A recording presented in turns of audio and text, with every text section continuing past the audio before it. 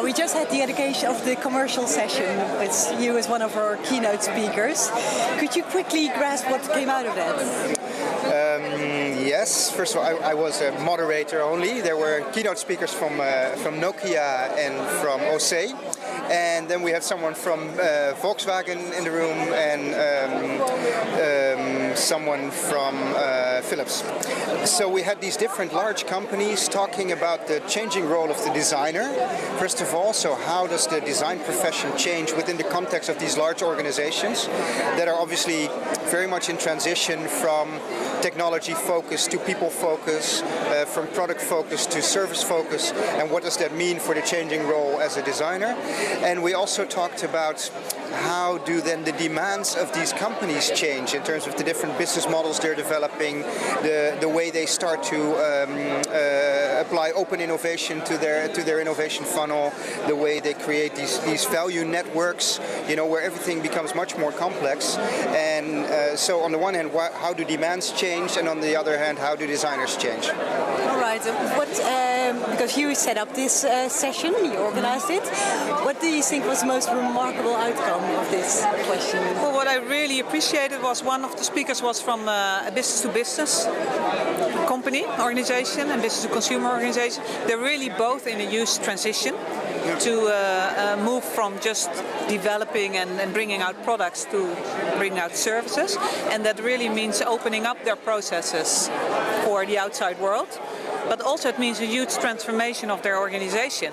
So the designers in these businesses get different roles, different positions. So one of the things that Michael Davis-Burchett from Nokia was saying that it means you have a more strategic role as well, but still it means that you're, how did he say it, bumping into each other in the middle? You're bumping into each other. Yeah.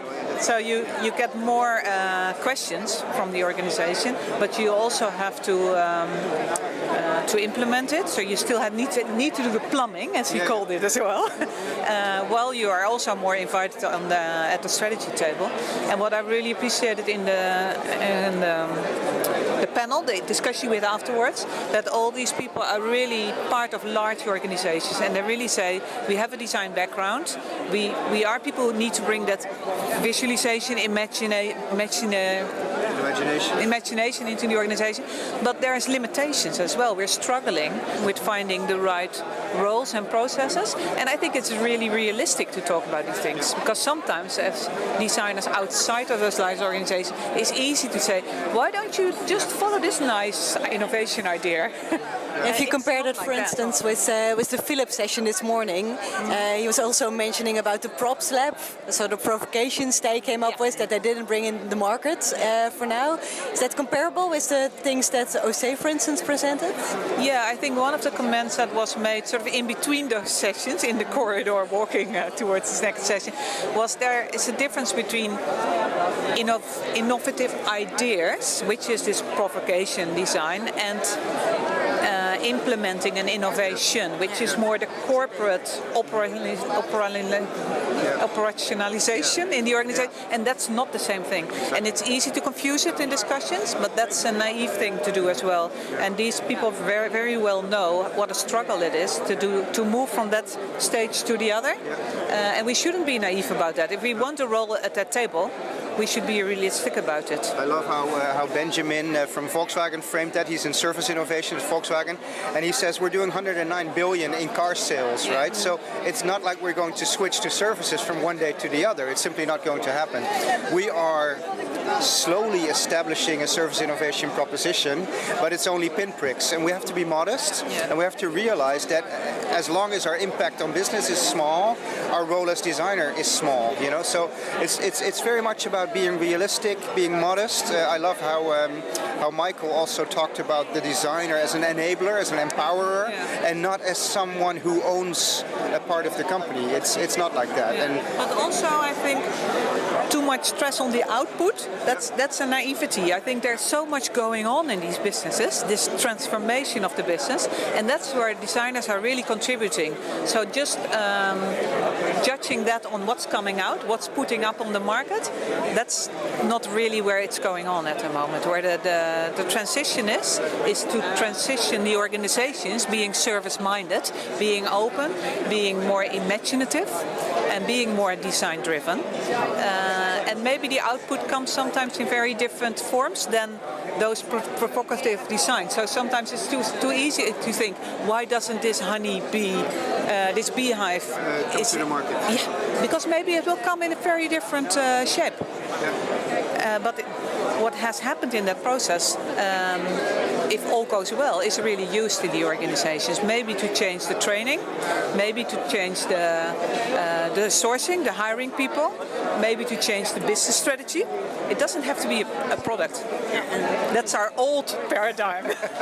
So sometimes the questions come from that paradigm, which is understandable. Sometimes the activity of designing is not meant to bring forth an artifact. It's to research. Yeah. So then you're designing while actually doing research. You know. So this whole probing that Philips does is not about the artifact they design. It's about the knowledge they gather through designing and the insights they gather through designing.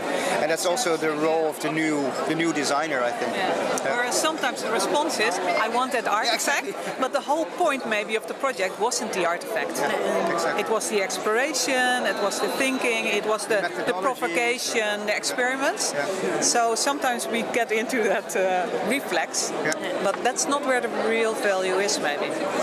So that was interesting of the whole morning from the keynotes to the business session. Well, we're at a CRISP conference after a long day of lectures, debates and review sessions. What is your first impression of this day? Maybe shortly introduce yourself as well. Well, I'm Gijs Kaloen. I'm co-owner of KVD Reframing, design company participating in one of the projects. And my first impression is, a lot of interesting things, but also a lot of stuff to think about on the way home. Could you give an example? Well, there are so many issues, and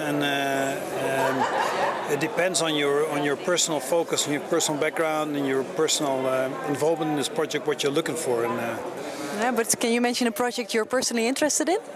Well, I'm very interested in the strategic opportunities of designers in a design process. Mm-hmm. So how can a designer actually operate on a strategic level in a decision process? And usually designers are in a very low productive realms of a company, for instance, or an organization, and their proposals and their work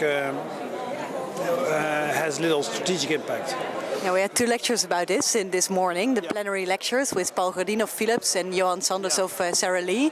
Yeah. Did I mention some inspiring things for you? Think you could use in your own company, for instance? Yeah, I think that was an interesting lecture. I was particularly interested in the OC talk. OC is an interesting company because they produce products that always have been aimed at professional users and not at end users, although the end users have to interact with them. And if you would compare that, for instance, to the Volkswagen approach, they make cars, and then at the same time think of cars of the future, but they keep thinking as cars as products that are owned by individuals who are looking for lifestyle aspects and as objects that you want to buy and possess. While in this modern world, that makes little sense if you think about it, at least in the city. Okay, if we involve you maybe in this conversation, you're one of the initiators of this conference, and we saw you also at the review sessions. What did you think of the CRISP sessions so far, the projects that are running at the moment? Are they really bridging this scientific thinking and design thinking? Yes, I hope so, and I assume they are on track right now. This is far too too early to have a sort of solid conclusion on that. But I expect a lot of progression on this subject, and what interests me most is how creative industries can contribute to research, not only as a consumer of research, but also as researchers themselves, which also fits in the top sector policy, which I was busy with right this morning. You're trained as a designer yourself, and now working more or less in a sort of management field. Yes. What was the hardest thing for you yourself to learn? Well, that's a difficult question.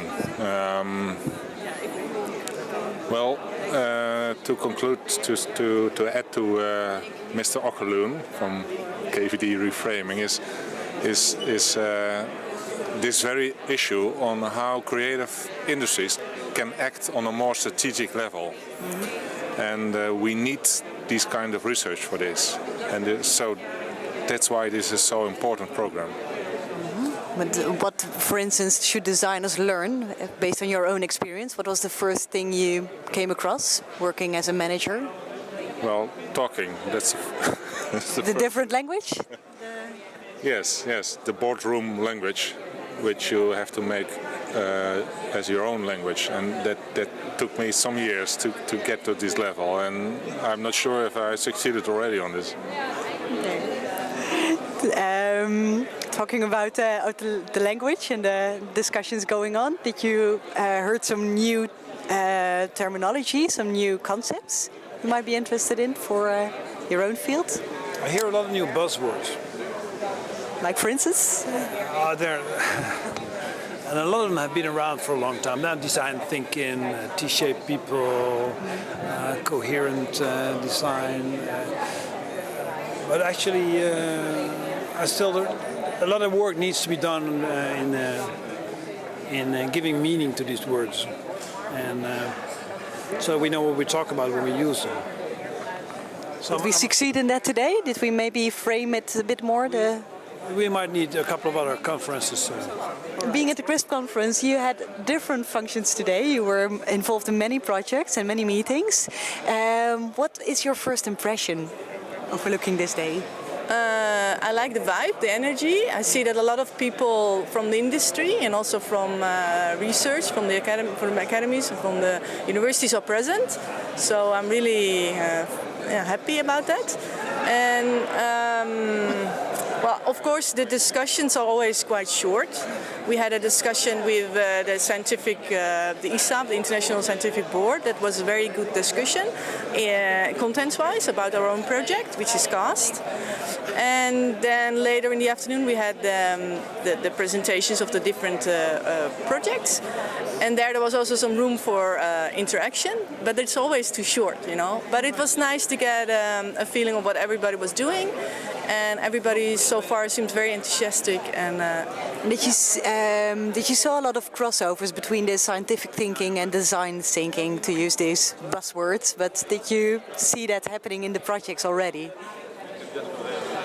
Well, I see design thinking. I mean, I'm from the Technical University of Delft and from the faculty of design, and I see what we do is design research. So there's no difference between design research and other research. I mean, I don't see there. But let's call it creative thinking, or the sort of knowledge that you gather through designing processes by thinking by hands, and the thinking design research by mainly researching by heads. Did you saw those crossovers? Okay, well, what I kind of do is I'm coordinating the foundational projects. So you have two types of projects in CRISP. There is 4 foundational projects and 4 more inspirational testbed projects, which are more hands-on. There they create knowledge by making prototypes or by being in the labs, etc. And we are more, from the foundational part, we look first into the literature or the existing theories, and then we find interesting research questions. We're going to discuss it with the industry and then build up knowledge from there. And so far there are not yet crossovers between the foundational and the applied programs, but it is the intent that there will be within the next 4 years. But this is of course the startup phase. So up till now it is still a bit separate, but there should be some crossovers in due time. And being at the board this morning, the board sessions, were they very critical or enthusiastic? Could you give us already a hint of? Well, what I found interesting is that we had that scientific board this morning, and this afternoon we had the sessions with the industry, where the persons were from the industry. Well, the scientific board was very much emphasizing the need to have solid theories to build on, and also try to build new theoretical frameworks. So they really had the theoretical perspective, which is more our thing, being a foundational project. And then this afternoon it was more like, okay, but what can industry do with it? So there were really two complementary visions. And while the scientific board was enthusiastic about our project, you saw that in the afternoon the industry partners were like kind of struggling with, okay, what are they going to do and what will be the results, you know? So precisely because we are on a foundational project, in the afternoon there was some struggling with what we wanted to reach or to obtain. So that was interesting. And as for you personally, what would be the ultimate goal within these upcoming 4 years? Well, we have two goals really. We want to create new knowledge and publish that in high-ranking journals because we are scientists.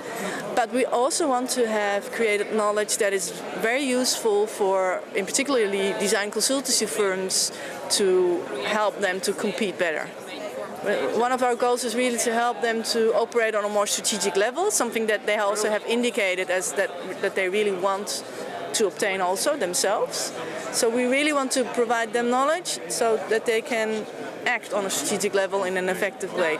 So on the one hand it's scientific knowledge that we can publish, but it's also knowledge that is very useful for the creative industry, so that they can upgrade and be better competitors. And today was a good start for that? I think so, yeah. Great, yeah. Thank you.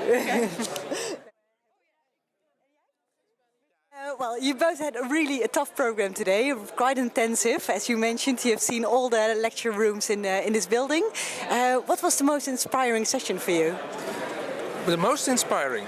I was very intrigued by the education session, because I think this is something which touches on all the design professions in the complexity that we have to deal with now. And today gave a good cross-section of that.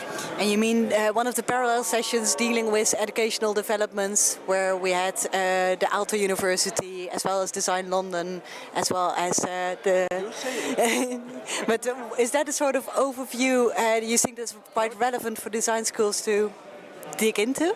Overview, I mean, it's all in motion. I think it was a good sampler of the things that are happening internationally, and it mentioned a lot of the ingredients we all have to deal with. So, could you mention some of the ingredients? Well, one of the ingredients is that many design professions are wondering, what do we do with services? Is this us? Is this something different from products? In how far is it the same? In how far do we have to collaborate with many more people? And this gave a bit of a view of the new professionals we need in the future in about 5 years, 10 years.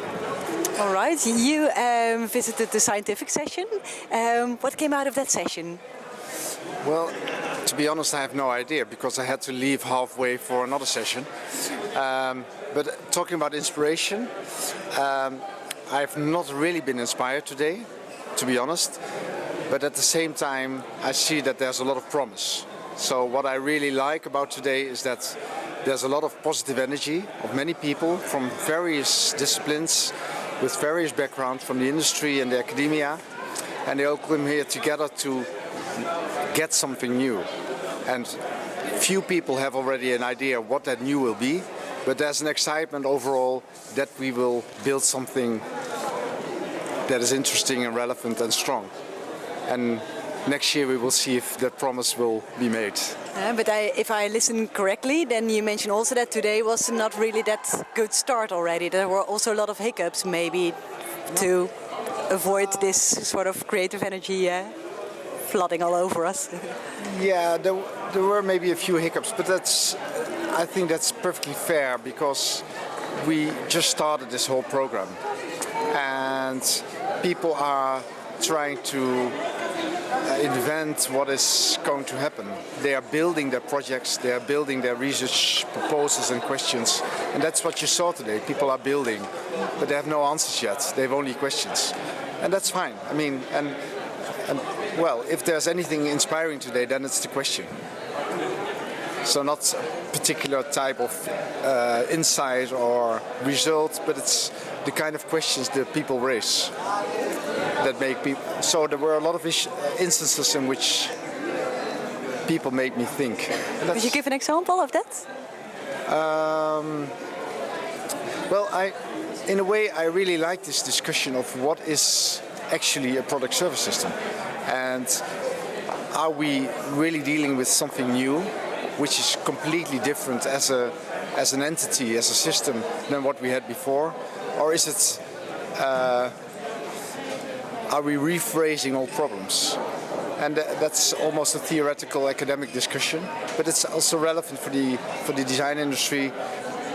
Like someone said in the room, it made me realize, all this talking about product service systems, that we are already designing product service systems for many years, but we never called them that way, and we never looked at them that way. So it's maybe we are looking at something we already had in a new way. But a new perspective can also be very revealing and can also deliver a lot of insights. So we'll see what happens. Except from maybe reframing something that already exists, did you maybe hear also really new things? Well, I think as Paul says, this is a first big meeting of this. It's as if you're mixing oil and vinegar. It doesn't mix the first time. You have to whisk it around a number of times to get a clear picture of what the end result will be. I saw several nice ingredients, partial models, some people working with prototypes. I think the proof of the pudding will come when these things are put together in a single framework of understanding. Currently we're still struggling with different perspectives, different use of words, finding out what exactly the phenomena are that we're going to tackle. And I think we're on a good way, but there's still some way to go. So in 4 years' time, there will be a very nice dressing with oil and vinegar perfectly balanced? Yes, but maybe the word dressing doesn't sound very well in case of a project. But there will be a very nice result, which should be tasteful. Metaphor is interesting because oil and vinegar do not mix very well. If you put them on top of each other, they will stay there. And they will never mix, so that's interesting. Unless you drop hot water. a lot of force it takes. Oh, okay. A lot of force, okay. Well, we end with that. Thanks a lot. You came here as a visitor, mainly, or interested, of course, in this topic. What is your overall impression today? My overall impression of the day, I think it got off to a nice start. I think that the parallel session that I was in about education was really interesting and really dynamic, and they dove into different real practical things, which was nice. And then when I got to sit in and hear about the CRIS program and how the ball is starting to roll in them, I got very enthusiastic. I think it's nice to see the different approach of the different projects, and I can't wait to see how they come and how all the different teams seem to be working together. It's really exciting. So you get really the feeling that they are teaming up in a good way already? Yeah, I absolutely see that the teams are working together and they're all coming from their own expertise and their different approach. And I think that's really a strong aspect of it. And I think that this platform is really good for them to start to share and to see how other teams are approaching it. So I imagine that in 6 months' time, maybe some of them will borrow from some of the practices of others. And I think that this is a really strong chance for that to start happening.